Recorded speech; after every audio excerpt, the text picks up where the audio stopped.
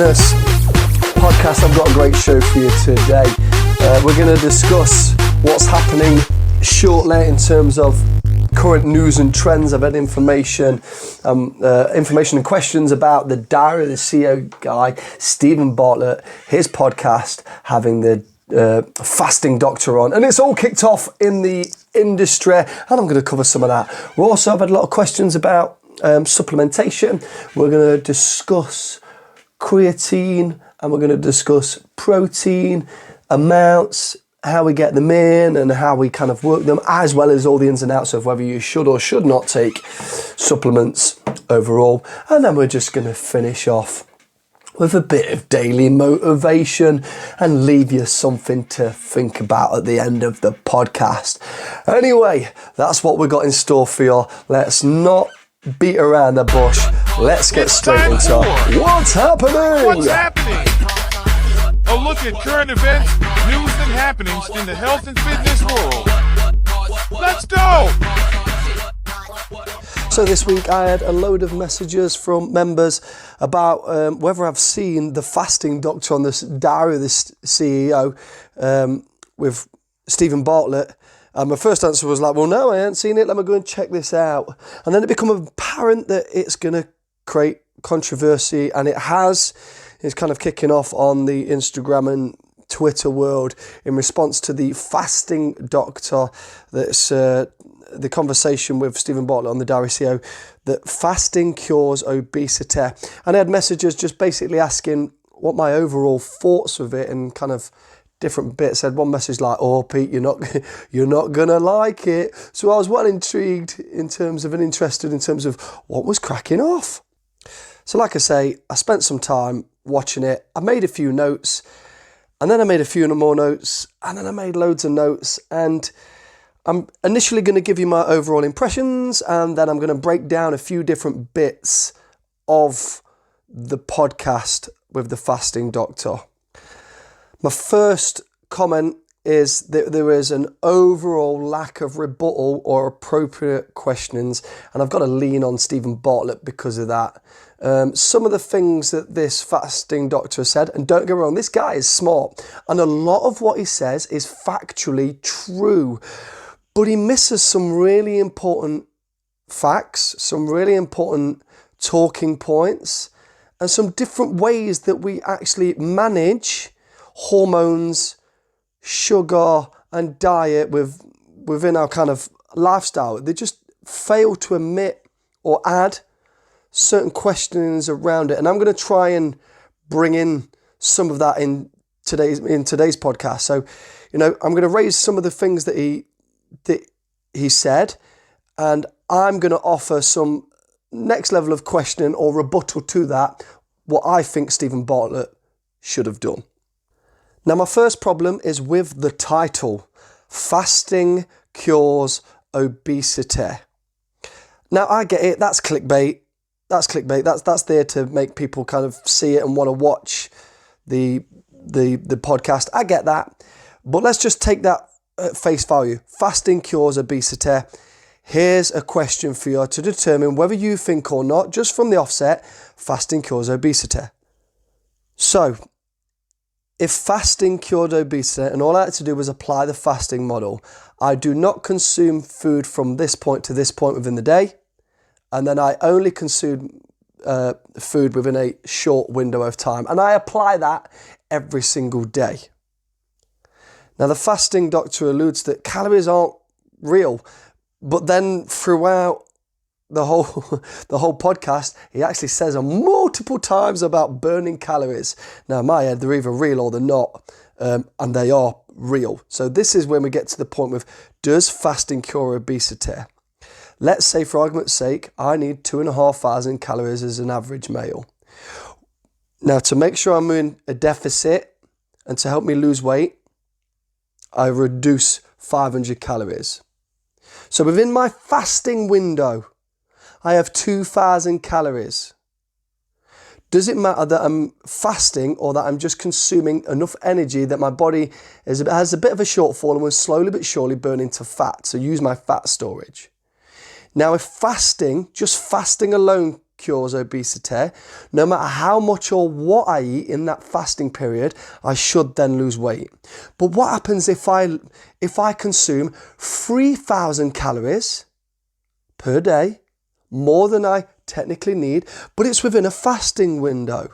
Will that mean I will lose body fat? Now, in my head, no, because in reality, it still boils into, it is a really simple way of looking at it. And I get that. And he says this in the whole podcast, that it is really simplistic. And it is, because what's happening within the body, what's food choices and the effect of food on our bodies and our hormones is complex. So to help people, you have to simplify information.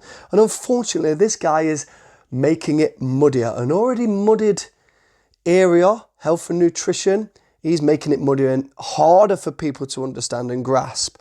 So calories in versus calories out. Do you really think that if you had a fasting model and you applied a fasting model, you could eat any amount of food, and as long as you applied a fasting, that you would lose weight?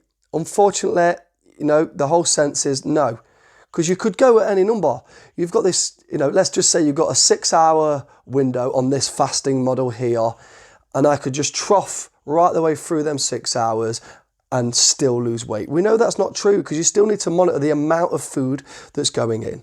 So, first 2 points, lack of rebuttal and questioning, and the title itself, while it's clickbaity, doesn't actually make any sense, because just apply a basic logic to the amount of food.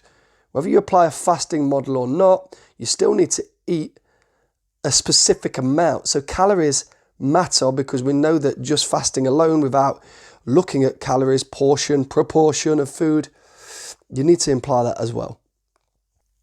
Next, he refers to the doctors are trained with a calories in versus calories out model.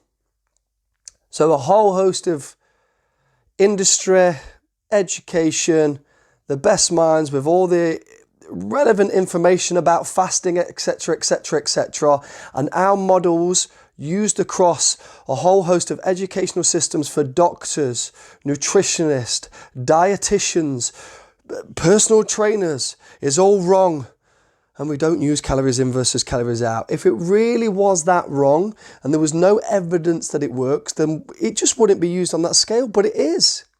And there's numerous examples of where doctors use it.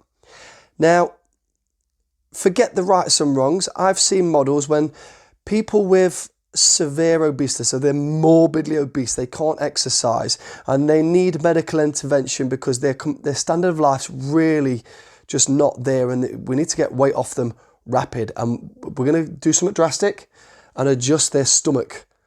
Yep, they'll put them on a pre-surgery diet of 800 calories. Now, if calories didn't matter, why 800? Now, that's way below what they need. It's just kind of forced their body into a certain point to hopefully drastically make their body burn more fat in that initial stage to make them lighter so we can put them under anaesthetic and cut them open. If we had no concept of calories and the matter of the calories, then we wouldn't apply that model. But it does. Why? We just give them some level of calories. It's monitored, 800, really forcing them into just body, not got enough energy from the calories in. Because it doesn't meet metabolic need. They're not exercising all right, but 800 is significantly under what they need for their we'll just say metabolism, muscle mass, brain function, all those systems going off as a human being, and their body will really aggressively burn fat to make up for that shortfall. So, really aggressive, and that's medical intervention. I wouldn't go out my way to say do that. But calories are real and doctors are using it, and I've just given you one example of why that actually matters and why we do use calories for an end. Extreme, I get it, but it's an example. So for him to say that doctors, don't understand or they don't really use it, it's like, no, they do. And why would all of these all these industries use it? Because it is a thing, and we've got loads of research from decades and decades and decades. calories in versus calories out, or calories in general, are a thing, and we should monitor it to some degree. Now, the method of way we do it is a different talking point.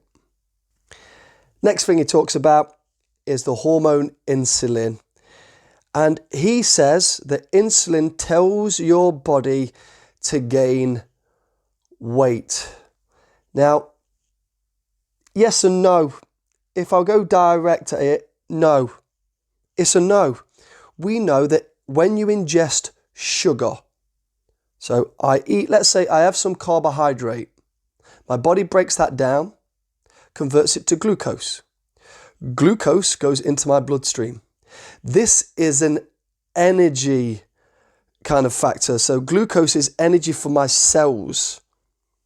The only way I can use that energy is insulin being created and used. So that glucose just can't go into the cell. You need insulin.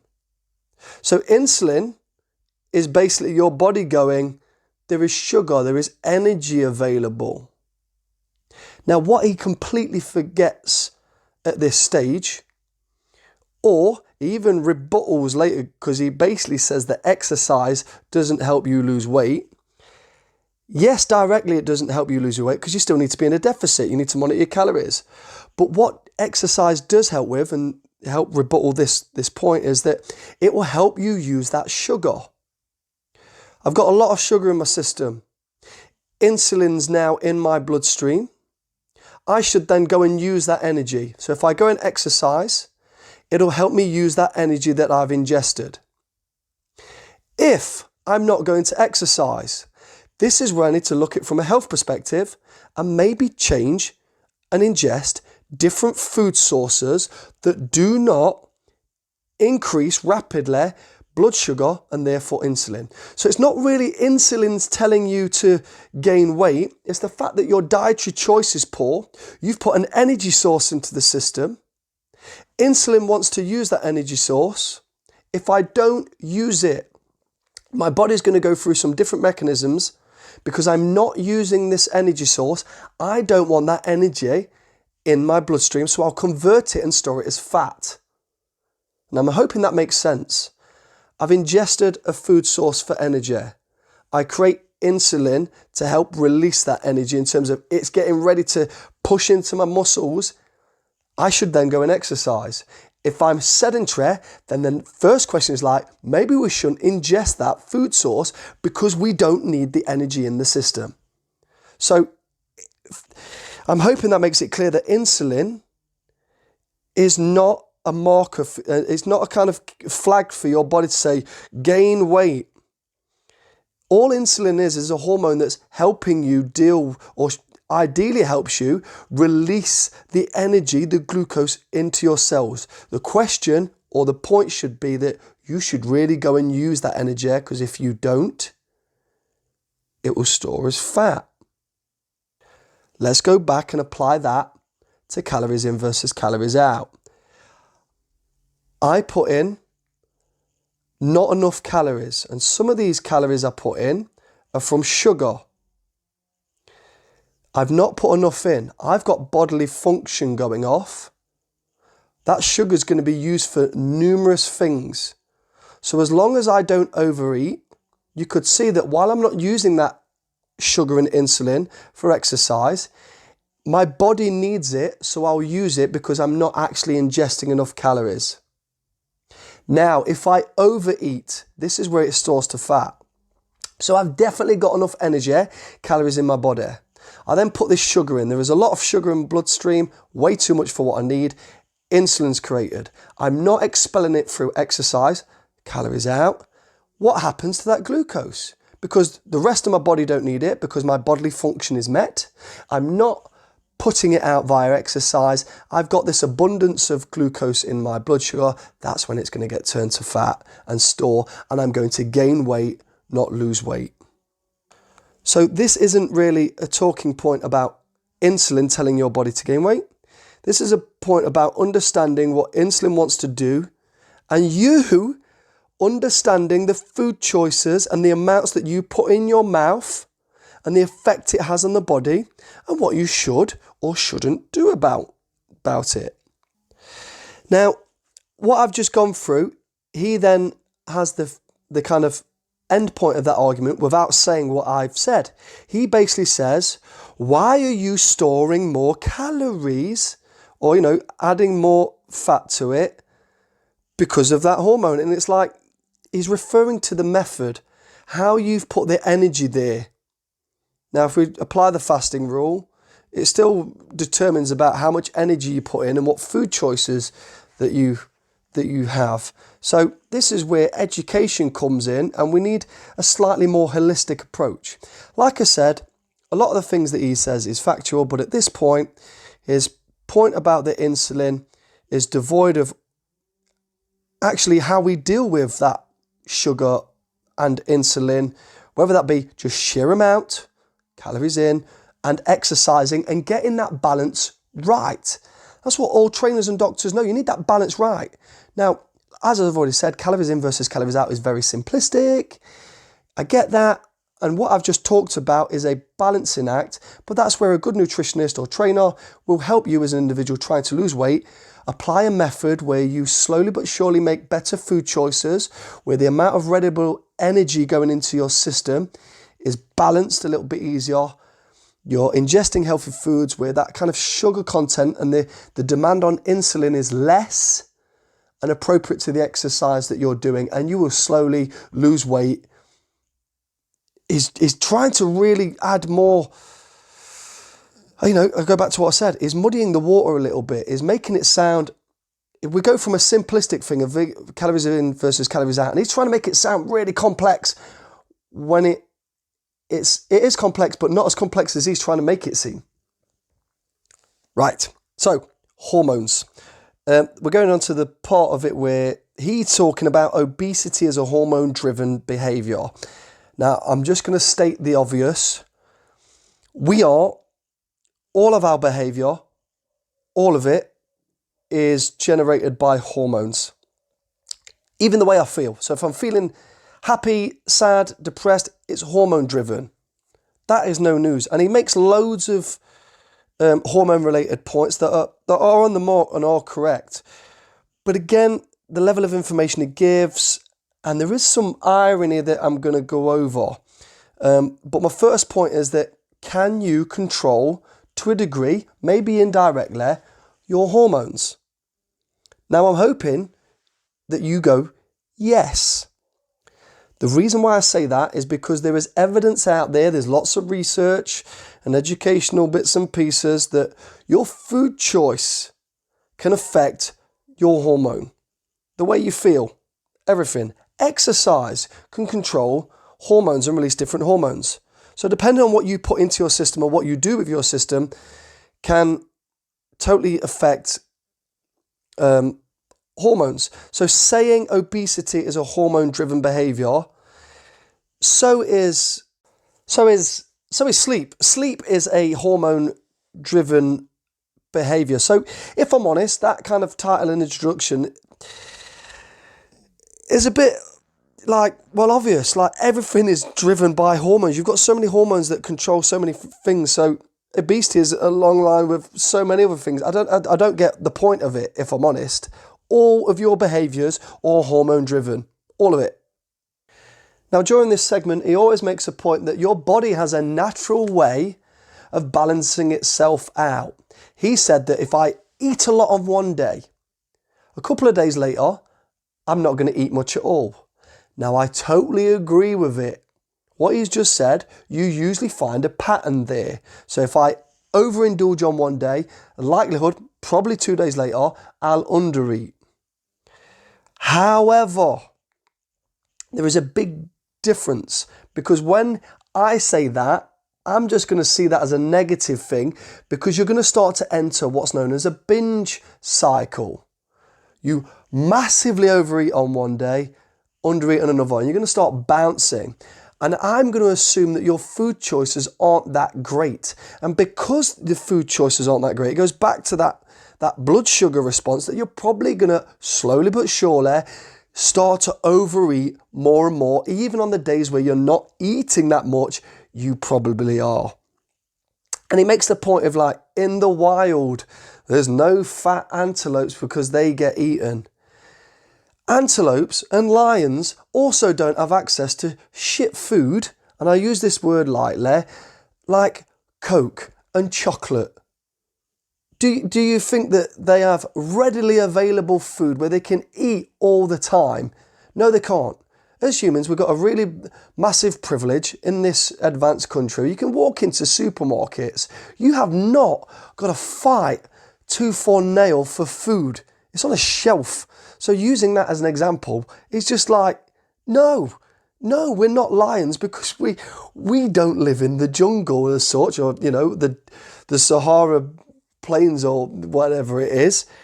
We've got the luxury of readily available food, and it's never been easier right now. And they make this comment further on in the podcast that, back in the 70s, 3 square meals a day, and the choice of food was quite limited. To today, on average, people are consuming all the time, and they've got a massive variety. You can have anything pretty much right now delivered to your door. But he's suggesting that it's a hormone-driven behaviour, not the method and the industry of it. Now, there is a bit of irony because he did allude to the fact that your body corrects it. You overeat on one day, you're going to force to undereat on the other day. If that was true, no one would gain any weight because the bodies would just naturally sit at a healthier level because it corrects itself. And we don't see that. No one is predetermined for ill health from obesity. Now, let me say that again in a different way. We know that when you hit obesity, your health deteriorates. We see people who are morbidly obese in their 30s dying of heart attack, and we know it is directly linked to their obesity. If what you've said was true, they would never get to morbidly obese. People shouldn't be morbidly obese. It's not a natural thing. We know that some people carry more fat than others, but in terms of being morbidly obese, then no, it is not a natural thing, and we need people to do it. And suggesting that the body balances it out and you'll overeat on one day and undereat on the other, and no, it won't. So it left me a little bit confused with there, and it was maybe clutching at straws from his point of view. And again, lack of rebuttal from Stephen Bartlett. I don't know, frustrating. The next part, he talks about eating pure carbohydrates and spiking blood sugar, and it's unnatural, and it does. And he's not wrong, but he's kind of talking to it like people haven't got a choice. You have got a choice as an individual whether you want to consume, we'll just say pure carbohydrates or not. So what might look like pure carbohydrates? Soda, Coke, you've got this liquid sugar or chocolate. Now these things are, don't get me wrong, nice, and they can be within a healthy diet. It can be a portion of it, not eating healthy. If you're doing that all the time, of course you're going to spike your blood sugar, and it's going to crash because those things won't create satiety, so the feeling of full, so you're more likely going to overeat. But he just talks, he kind of talks about it in a way that people haven't got a choice, and it's just what they're doing, and this is the only food that's available. And he says it on numerous times in the podcast where we don't really, if you're eating wholesome food, there is no real food that is just one element or one nutrient. When you consume, we'll just say a real food source, that you're always going to get a mix of nutrients, and your body can deal with that better because there might be fibre in with the sugar, and fibre we can't technically digest, and it slows the digestive system down. Or if I add protein in with it, again, it does the same thing. So I don't know, it's just the way he's talking about the subject. It just kind of looks at it like you haven't got a choice, you're just consuming these products and this is what happens. And it doesn't have to be that way. And that boils down to healthy eating. His point should be, you should really look at how you're ingesting foods and the amount, because if you get a lot of sugar going in at one go, it will spike your insulin. You're not going to feel full, and you will gain weight. So let's look at the choice of food and the amount that you're putting in at periods, and look at how we make that better. But he doesn't really talk about that, and it's a bit disappointing. It just seems like this wasn't a health podcast. This isn't helping people to become healthier, and that would be my talking point. We want you to be healthier. That's why I want you to lose your body fat and not be obese, because you will be healthier. And I don't know, just some of the talking points, that doesn't seem to be the narrative. It's not helping people become healthier. It's just splurting out facts and missing just bits of information or talking points. So again, just slightly frustrating. Staying with the hormones. He at one point says that hormone response is created by our genes. So, our family lineage, but then he also refers to that it's done via choices. Yes and no, but when we look at kind of weight gain, it's not done via our genes as per se. You will have a body type, there will be people that naturally store more fat than others, and we see that if you look around the population, but that doesn't move into the realms of kind of excessive body fat and being morbidly obese. Like I said before, there is no one that is genetically predispositioned to be morbidly obese. It is caused upon by people overeating and their food choices. So yes, some people carry a little bit more fat than others, but when you go to the extremity of being morbidly obese, then it ain't a thing. Now, they also bring up the calories discussion, and in his book where he said it's a deception, and he brings up the basal metabolic rate, and he says the rate is stable pretty much. And he's completely right, but he's devoid of a certain talking point, and again, in certain lines of question. So he talks about the years and years of research that is, I'm going to agree with. So here's one bit I'm going to read. There is years and years of research where he talks about when you apply a 500 calorie deficit, which I do with clients, that over time as they start to lose weight, the body readjusts because you're in a deficit. Now this is really apparent, especially with people that do not exercise. So here's the example. I do not exercise. I get my calories right and I'm in a 500 calorie deficit. I'm slowly but surely using my body fat and my lean tissue, muscle, to fill in the void. I am slowly but surely lowering my muscle mass.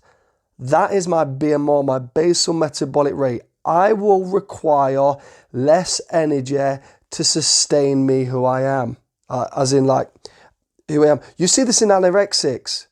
It's extreme, but they start off with plentiful muscle mass. Now, when their muscle mass is just eaten away, right now, their current need is less, their BMR, they need less calories to currently survive as they are than when they first started out. That's technically what's happening. So yes, he's not wrong. That as you stay in that deficit longer and longer and longer, the same amount of deficit will no longer work at a certain point. It's not wrong. But this is where exercise comes in and health comes in, because he's just referring to weight loss. And I'm referring to reducing body fat down to healthier levels. Now, one way we move around this problem is there is a balancing act, and it's not easy to do and it takes time.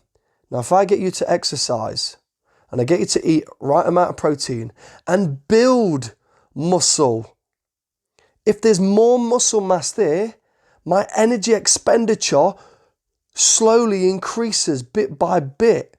There's more muscle, therefore at rest, I need more energy. If you can do that, then that 500 calorie deficit would be more sufficient to keep losing body fat, not just weight. I'm hoping that's really clear. What he said is correct. That a 500 calorie deficit, especially if you don't exercise, your body will adjust and you will need less energy because there will be less of you over time. But we don't want you to disappear to nothing, because you're replacing one eating disorder, being morbidly obese and gorging, to then you know, it's a step away from just applying an anorexic's view. Just don't eat. Your body's going to try and survive. And the whole point of it is not just to lose weight. The point of what my approach would be health and lowering your body fat to a sustainable, healthy amount. And we know what that is. For men, it should be give or take between 15 and 20%. And for women, it should be give or take between 20 and 25%. If you can do that, generally all the stats allude to the fact that you would be healthier. And they just don't make that point because, you know, again, later on, it kind of goes that exercise doesn't help you lose weight. And while it's not wrong, it don't directly help you lose weight. It's secondary does, and it's important for health. And they just don't make that point. And again, it's highly, highly frustrating. Which leads me on to his next point in the podcast, where he basically says that weight loss, exercise doesn't help because of, and what was his quote? Weight loss, it has such a small effect. And I'm going to agree with him. He's correct. Exercise does have only a minor effect on. So let me give you an example. He doesn't really use this example, but I'm going to back up his argument at this point. If I go in for a gym workout, and let's say I do an hour moderate intensity, I may burn 450 calories, and this would be dependent on how hard I work, how hard my heart rate goes up, and how much that's sustained for. Now, if you're a sedentary individual that's massively overweight, what's the likelihood that you can sustain your heart rate for long periods of time? Initially, it's really low. So your calorie burn in exercise is going to be even lower. And you're trying to get into a bit of a deficit. So how many calories are you burning through exercise? It's low. But it's all your activity through the day, your non-exercise calories, that has a bigger contribution. So exercise as a calorie burning, yeah, you're right, it's correct. It has a small, insignificant effect. But let's apply compound interest. We know if I keep doing these small, insignificant things, like daily exercise, like moving a little bit more, like taking the stairs more, and I monitor the amount of calories, there's a compound effect. Bit by bit, I'm always in a bit of a deficit. My body will slowly but surely burn more fat. So he is correct, but it don't mean you shouldn't do it. Why do I go in exercise?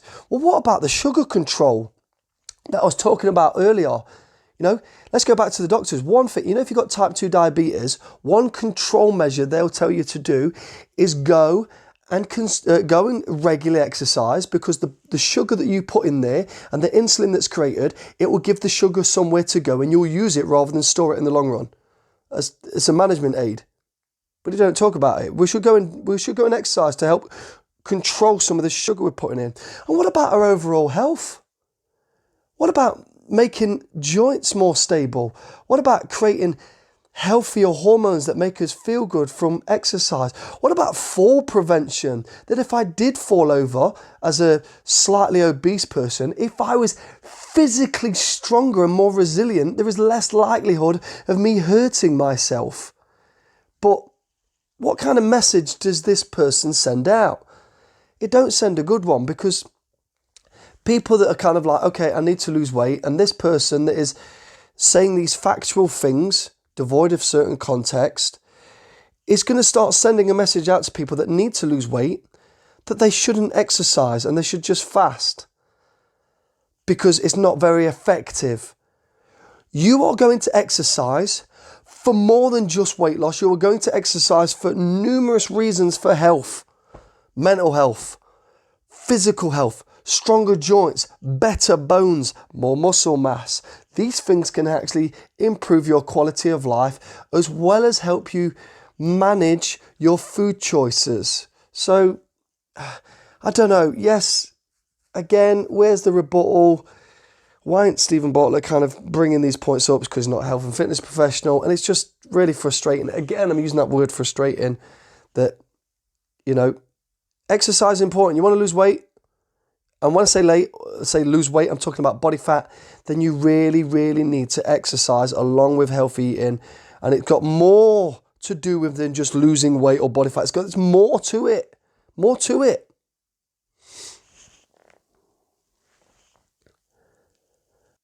there's even research out there that points to you could be overweight, but if you regularly train, and we'll just say do strength training, a bit of cardio, your risk factor for certain cancers and coronary artery disease goes down. So you could be, in the nicest possible way, a little bit tubby, but if you exercised, it would go down.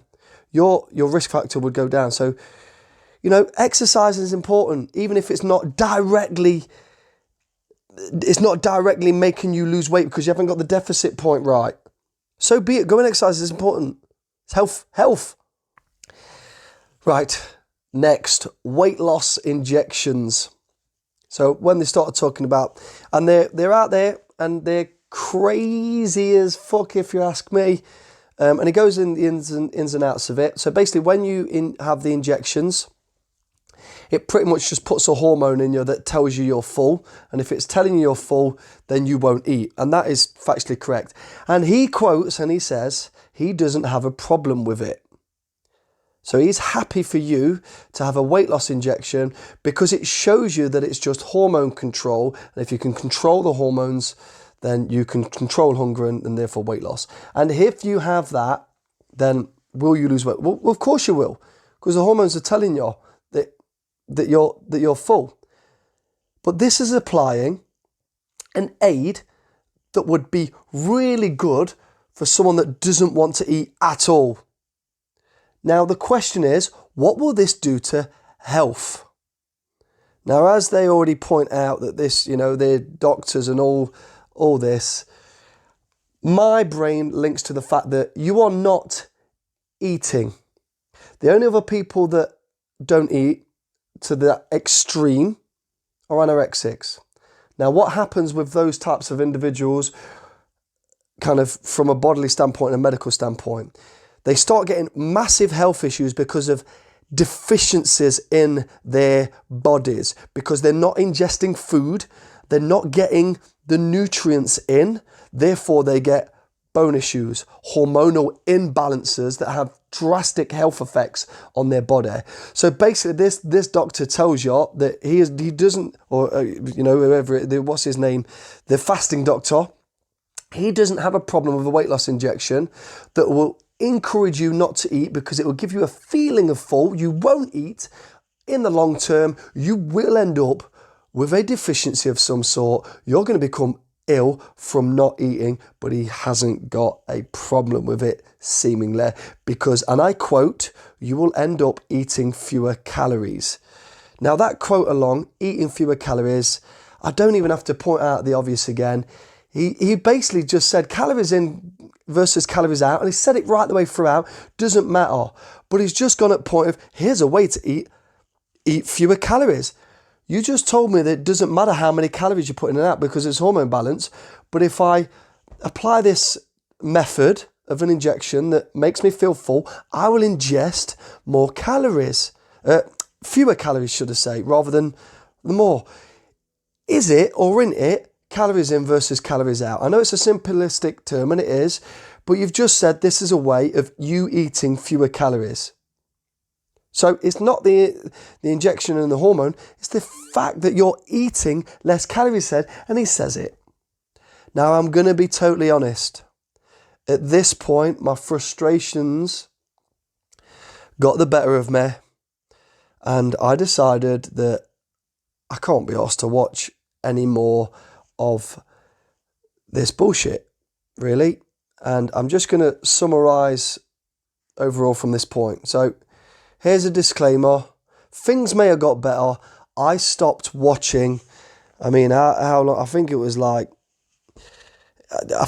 an hour I got in. So I'd done really well. And my frustrations, I'm really, he's a smart guy. A lot of what he says is factually sound or scientifically sound, but they do not talk about different talking points, or they have certain narratives, and unfortunately Stephen Bartlett does not have, or is not in a position, which is quite sad, because I know he looks after himself, he trains regularly, I've seen a lot of his stuff, he trains 6 days a week and he does this and this.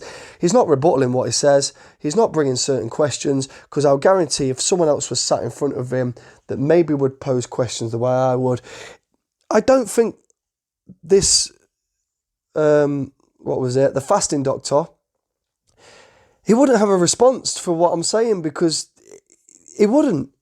Because he just totally discredits exercise. He's bringing a narrative. His narrative isn't really about health, making healthy choices. And I've kind of raised that in numerous points of this podcast. But I just got to the point where I'm like, yeah, I'm tapping out. I'm done with this guy. And I will not watch the rest of it because I made my mind up after about that hour mark that there is a narrative there or a viewpoint that is not conducive to actually helping people on weight loss journeys. And if you're, right, let me finish with this. If you're listening to this or listen to that fasting doctor on the Diary of the CEO, that your motivation is about becoming healthier, do not listen to the advice on that podcast because it will not help you become healthier. The objective for you losing weight should be to becoming healthier. The objective of exercising readily is for you to become healthier.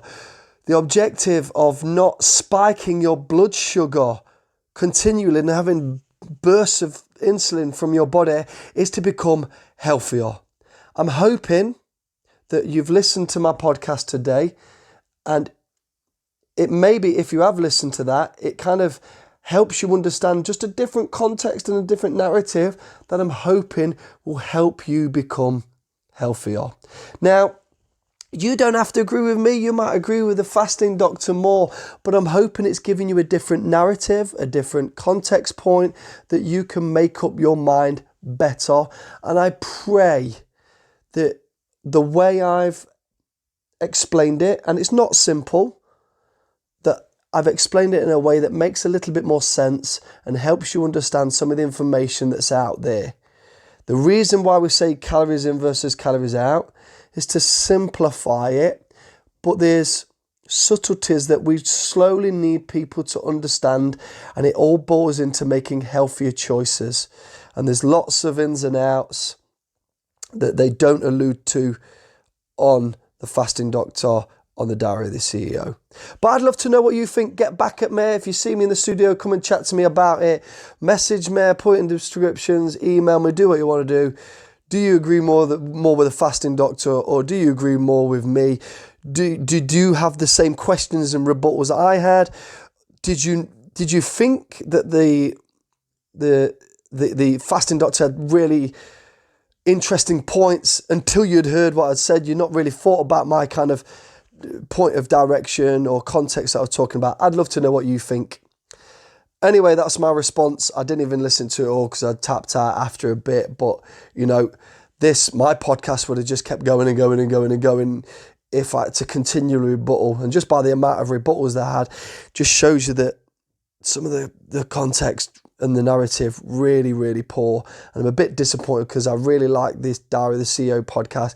But this one, I must admit, took me over the edge for the reasons that I've talked about in this podcast. It's time for Food for Thought. Let's talk food, nutrition, and health. Let's go. In Food for Thought today, I'm going to answer a lot of your questions. And over the last few weeks, I've been gaining questions, and a lot of the questions are generally about supplementation and protein, which there's a nice crossover there. So I've had questions from Fran, who asked quite a few questions on protein in terms of what, when, how much, and would I need a supplement. I had questions about creatine. I had Jim asking about creatine, going, should I take it? And generally, what is it? And, what's the ins and outs of it? So we're going to cover that. But before I answer these questions, I need to set up the scenario of when these questions kind of matter and when you should be asking the question. Let's be honest, do I need a supplement? That's the first question that comes off a lot of people's lips. And weirdly, I'll answer that with the reverse. I'll go, I don't know. Do you need a supplement? Because you need to spend time with your diet. So when, let's just take the word supplement. What does it actually mean? If you was to Google it, you're going to get some aid, help to your main diet. So when I supplement, it's an aid and a help to your overall diet. So does your overall diet require aid and support? That is the first question, not do I need a supplement? I know it's around, I'm kind of pot kettling, but the context around the question is, instead of focusing on the supplement, do I need a supplement? The focus is on the diet. Does your diet need a supplement? So you need to spend time with your diet first of all, and you're looking for holes in your diet. Now, what holes might look like is like, I don't get enough protein in. You need to answer that question. Do you need to get enough protein? Then you can ask the question, should I have a protein supplement? And then you'll get an answer to it, yes, no, or even a maybe. So I need to track and record my diet. I need to understand how much protein I should take, and then slowly but surely I'll work out, well, what's coming in from my overall diet before I then decide, do I need a supplement? So let's answer that first one with protein first. How much protein do I need per day? Now, if you're a sedentary individual, you don't really do any exercise, research would suggest you need 0.8 grams per kilogram of body weight. So if I was sedentary and I weigh around 87 kg, I would literally, where's my calculator? Let me get my calculator out. I would need 0.8 times 87. So 0.8 grams, because I'm sedentary and I don't do any exercise, times 87, which is my weight, I would need, that equals 69.6. So I'd need about 70 grams of protein per day. Now, the moment I start exercising, that demand goes up because there's going to be more wear and tear on the body. And protein is an excellent for growth and repair. That's what we ingest protein for, growth, repair. So that, depending on the style of training, the amount of impact on the body, research suggests you may need to time your weight from somewhere between 1.2 and 2 grams per kilogram of weight. So if you was like training maybe like 2 or 3 times a week, low level endurance, you may need 1.2 times my weight, 87. So I need 1.2 times 87. That gives me about 105 grams. Now, if I'm doing a lot of resistance training, like I say, you can do this in stages. So you could do like 1.4, 1.6, 1.8 or 2. If I'm doing a lot of resistance training, I'd need to go 2 times 87 and I would need around 175 grams of protein per day. So if I'm fairly sedentary, around 70, if I'm really, really physically active with resistance, I could need an extra 100 grams. And you could see that being a bit of a sliding scale, depending on, what you do in the week. Is it, are you on holiday for a week and you're not as physically active, then you're probably not going to need as much protein and you would allow it to shift. Now, if I went somewhere in the middle, let's go 1.6. I need 1.6 times 87. So I need about 140 grams because I'm fairly active fairly often. I'd need to look at my diet, the food choices that I ingest, and I'd need to roughly work out how much grams of protein am I getting. I need to aim for about 140. So I spend some time tracking. And overall, let's say over the course of a couple of weeks, I look at my days and on average, I'm around 110 grams of protein per day. Great. I know exactly where I am. And in this instance, I am 30 grams short. Yeah, my target was 140. I'm about 110. I need to bump that up 30 grams. The next thing I'm going to do is go, can I get that in through diet choices alone? So I look at my food intake. Can I add, maybe a slightly bigger portion here and there? Maybe I change some foods around.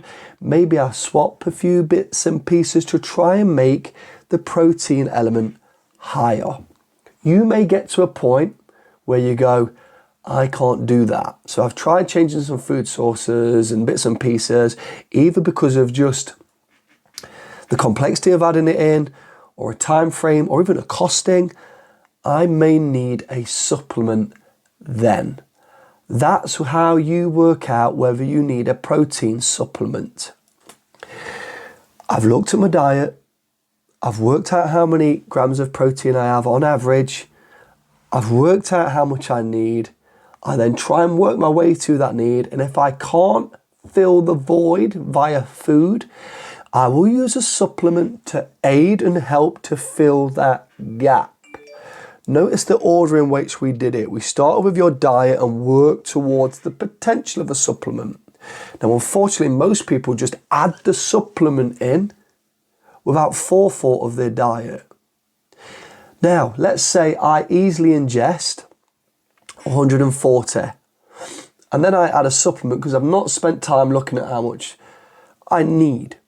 I'm just going to add more calories in. Yes, they're coming from protein, but can you ingest too much protein? Yes. Overall, it's just too much calories. Once my body has got the sustenance and the nutrition it needs, it's done. Now, if I ingest too much protein and the rest of it I don't need, what does my body do with the protein? It converts it to fat and stores it, just like it does with carbohydrates. If I ingest too much sugar, too many calories, it stores as fat, especially if I don't use the sugar. So it does need to be pitched right. I've seen this with like bodybuilders, and I've had questions like, how do I get rid of my stomach? I know you're into, the weight management and this. I want to maintain my size. And I'm like, you've got the stomach because you're ingesting too many calories from protein. You're ingesting too many protein shakes, let's be honest. Where if you pitched it right, and it's harder work to do that, I get that, but all the best things are hard work. You wouldn't have that massive fat belly with your massive muscles. You're definitely getting enough protein. You're definitely getting enough. But you're also getting too many calories from that protein and it's converted to fat. That's why you can't get rid of the belly. And they actually need to analyse how much protein do they need and then pitch towards that number. Now, as a guidance, can you consume too much protein in one go? This is a bit of a contentious point. It's kind of yes and no, because they suggest that each meal you have, you should have around 25 to 30 grams of protein within that meal. And there is some evidence to suggest and some research to suggest that that's all your body will process in that one go. So let's say I try dumping in 100 grams of protein, my body's going to struggle to digest it.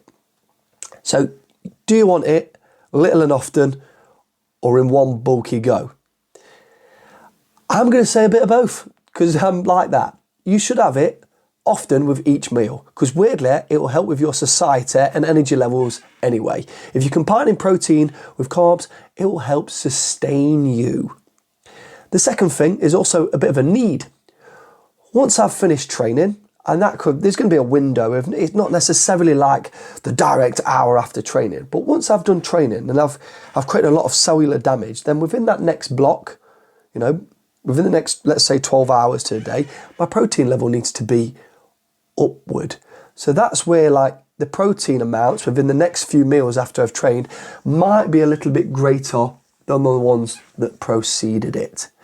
So there needs to be a bit of forethought about what your training looks like and how hard it is and when you need to get that amount of protein in.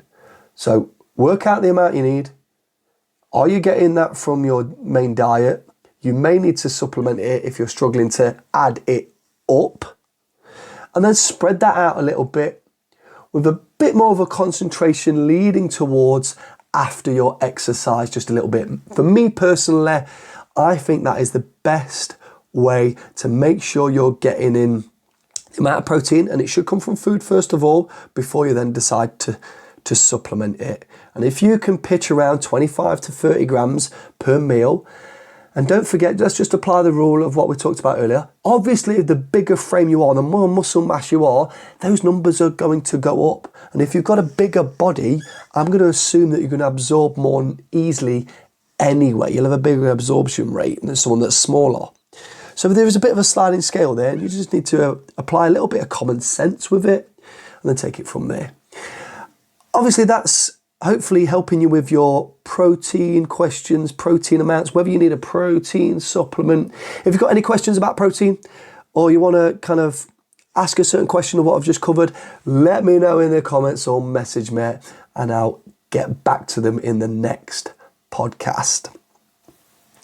The next supplement that I got a lot of questions about is creatine. So I'm going to go over some basic facts around creatine, whether or not you should think about using it, and the ins and outs of using it, and just general kind of management of it. So creatine is a natural component. It's an energy system, or it's an energy source that your body can use to create energy.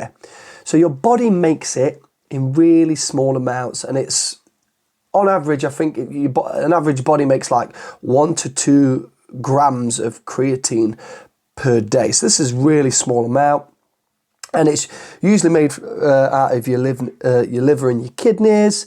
And we can get some creatine ingested from kind of animal sources. So if you're ingesting red meat, fish, poultry, these are living organisms. Guess what they create? Creatine, because it's an energy source. And you may then consume that through those choices overall. So when your body's made it, it's then stored within your muscle and used as energy during really high intense activities. So I'm just going to talk about this, and this bit can be quite complex, so I'm going to just break it down really slow, really simply. You're a living organism, and you need energy. All of your cells need energy to live and survive. And your body has got 3 magic ways to make sure that energy is continually produced. One of the ways uses creatine phosphate system, then is a really rapid way to then create energy within the muscle and within the cell. It's just really short-lived and doesn't require the presence of oxygen. That happens when we do like high intensity bursts of exercise or short sudden movements. The other 2 energy systems, which I won't spend too much time on, is lactate system. So you'll have heard of that, lactate system, where we use glucose, sugar, without oxygen. It helps us produce energy, but the byproduct's lactic acid, hence why it's called lactic acid system. We use food basically, we use sugar without oxygen. We can produce energy, but it's not going to be long lived because you're going to have that byproduct of the acid, which sooner or later is going to slow us down a little bit. We then use the aerobic system. So we've got glucose, we've got sugar, but we also bind it with oxygen and fat. It takes time, really slow, really complex, but will produce a plentiful amount of energy over long periods of time. So most human beings are sat in that kind of fat burning aerobic system all the time. We just need to get your calories right all the time. You're producing energy because you're alive. So creatine is one magic way to actually have more of a readily available amount of energy in our muscles and system. And as I've already said, it's used for high intensity explosive exercise. So this leads me to my first point. Really, you only want to be thinking about using creatine if a lot or a portion of your training is very high intensity and explosive nature. You're lifting heavy weights, you're doing explosive movements, you're running quickly. These kind of things is then going to be a really benefit. If you're low level exercise and everything's quite endurance based, yes, creatine technically would help you, but you're not really maximizing that, and you could argue that you don't really need to add more into the system. So your style of training and your intensity of training is a talking point to whether you should or should not use creatine. So there is loads of evidence and benefits around creatine. Creatine, honestly, if you Google it and you look in the right places, obviously, and you're looking for research papers, there is tons and tons of research papers over years. And if I'm honest, they're usually really positive, like creatine's a good thing. And you naturally create it anyway, and having a little bit more isn't a bad thing. There is lots of benefits. So like I've said, there's already evidence of it improves your athletic performance and strength. There's also an element that it does enhance your recoveries. So if I'm ingesting it, I've got a little bit more. I will train really hard. It's going to help me train harder. And then it's also going to aid my recovery. And some of the kind of more recent research starts to point towards the fact that it helps cognitive function. Now, I must admit, I haven't read much around that, and I don't know the full ins and outs, other than it's alluding to that creatine supplementation, add it into your body, will help your brain health, basically, your cognitive function. So like I say, the best way is to get it in. You can get it in from meat, red meat, fish, poultry, but it's hard to know how much. And your body's going to make about 1 to 2 grams, like I say. This is where supplementation of creatine monohydrate is really, really common. And you're probably asking the question, Pete, do you take it? Yeah, yes, I do. But all because I take it doesn't mean that you should. Because for me, you need to be ticking off some boxes that we've discussed and doing some of the things that I do before you then really contemplate adding creatine into your supplementation and your diet. And I'm going to start with going back to the previous point that I started right at the start of this point, where have you got your diet sorted? Right, there is no point starting to supplement creatine if your diet is not what I would consider good, that 80 to 20%. If your diet is shite and you know it's shite and you've spent no time working on your diet, in my opinion, you've got no right supplementing creatine. I'm about to start working on eating healthily, focusing on good quality sleep before you start ingesting creatine. That's the same starting point with all supplements. Spend time with your diet first, please. Now, for argument's sake, we're just going to say you've spent a good few months just eating better and getting the benefit from healthy eating and sleeping to help you with your training. The next bit would be consuming creatine as a supplement. Now, the beauty of creatine, that generally it's easy to make and it's really, really cheap. You can get a tub for like 15 quid and it will last you a good amount of time.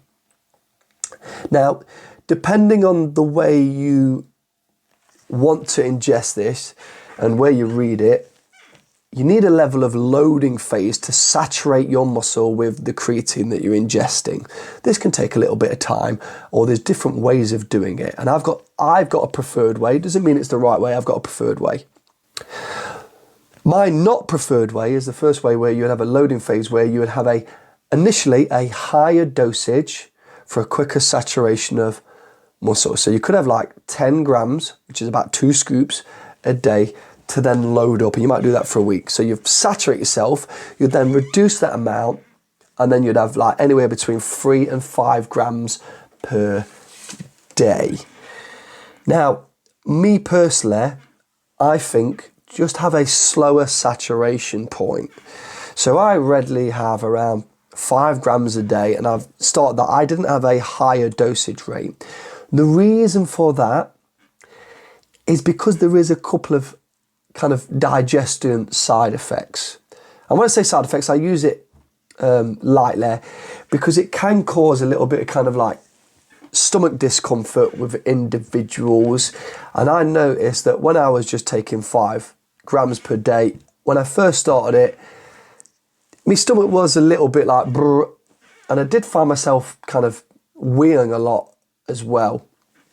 But I must admit, safety-wise, generally consuming it is considered safe, but obviously you should always consult like a healthcare professional. Do not just take my word for it and start taking it. Go and speak to your doctor and bits and pieces, or a dietitian, nutritionist, especially if you've got things like kidney, liver issues, because this is just going to put more strain on them systems if they're not kind of, we'll just say, optimally working. And, I've read research where creatine is considered safe with many other supplements. So even if you supplement other things, it's generally kind of suggested that it's be safe. Now, one other kind of side effect, but it's not a side effect, it's cause and effect really, rather than a side effect. One way creatine works is it will push water into your muscle. this helps with that kind of aesthetic look. When you're on creatine, given a bit of time, and it's not just going to happen straight away, your muscles will be thicker and bigger because of the amount of water that's then in there. So it's really important that you fuel your body with hydration, because you're going to start requiring water more often. And this goes back to my original point. Like, go back to your diet before you start taking creatine, because if water's not on point, you start taking creatine, it's not going to work the way you think it is, because it requires that presence of water retention in the muscle. That then can take water from other areas, so it can potentially cause other digestive issues, because it's going to not dry you out, but move the water from areas that you may need it to push it in the muscles, so the muscles can kind of use it more. Now, we combat this by staying hydrated. So, a few bits and pieces to kind of think about in terms of how you put it in, which then always leads to the question in terms of like timings. For me, just get it into your diet overall in terms of timings. Me personally, I try and work on consistency in all ways. So I always have my creatine at lunchtime with my lunch. There is no scientific reason other than I create regularity and pattern to the timings that I ingest it. And I think that can only be a beneficial thing. If it's quite sporadic where I take it, in my head and from my experience, I may then get a sporadic result from it potentially. So in terms of timings when you take it, try to create a routine pattern. So just to summarise, so you've kind of get this in your head. Creatine, you naturally make it 1 or 2 grams a day. You store it in your muscles. It's used as an energy source for high intensity training. If you're doing high intensity training and you've generally got your diet in place and your hydration sorted, it would be a good supplement to take, because it will enhance your athletic performance and strength, it will help your muscle recovery, and it will support cognitive function.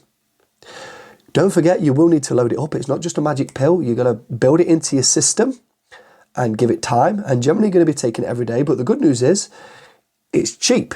So, having just 5 grams a day, it's very cost effective for the effect that you're going to get.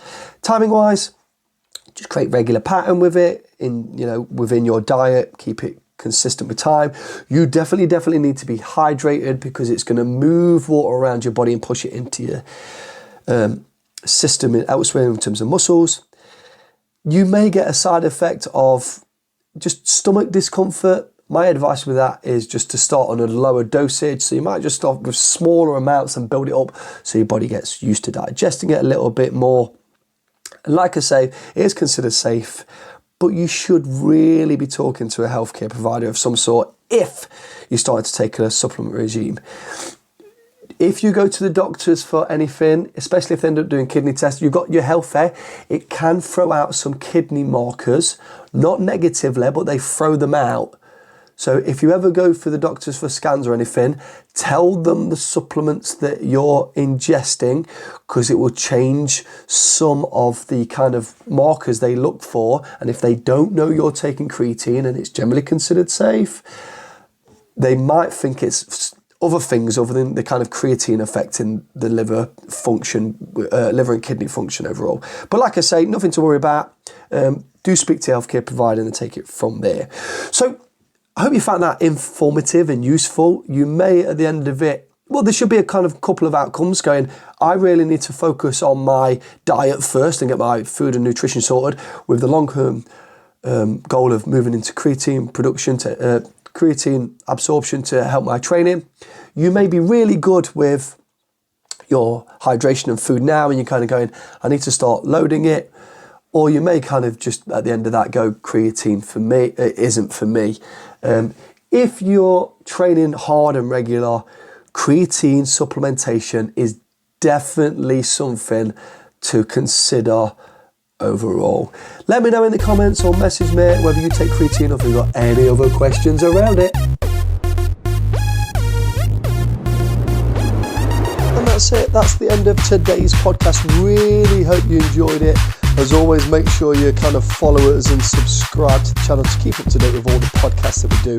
Today we've chatted about the fasting doctor and just generally my thoughts, and hopefully give you different insight and talking points. And we've talked protein and creatine. As always, if you've got any questions, if you want to add anything to the podcast, let me know in the messages, pop them in the comments or send us an email or something, and I'll answer your questions in the upcoming episodes. As always, thanks for joining me. Make sure you stay active and make sure you stay healthy. Have a great day. See you later. Bye bye.